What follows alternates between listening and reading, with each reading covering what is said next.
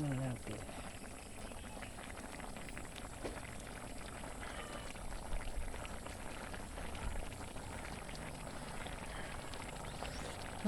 Sarap.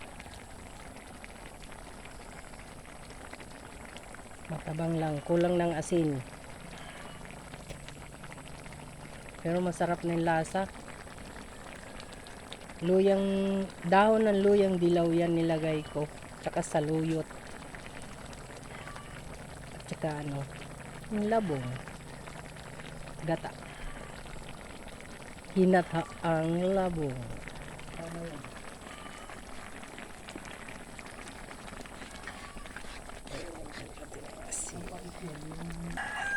Sarap na oh. Lumasa yung yung dahon ng luyang dilaw, tas ang bango.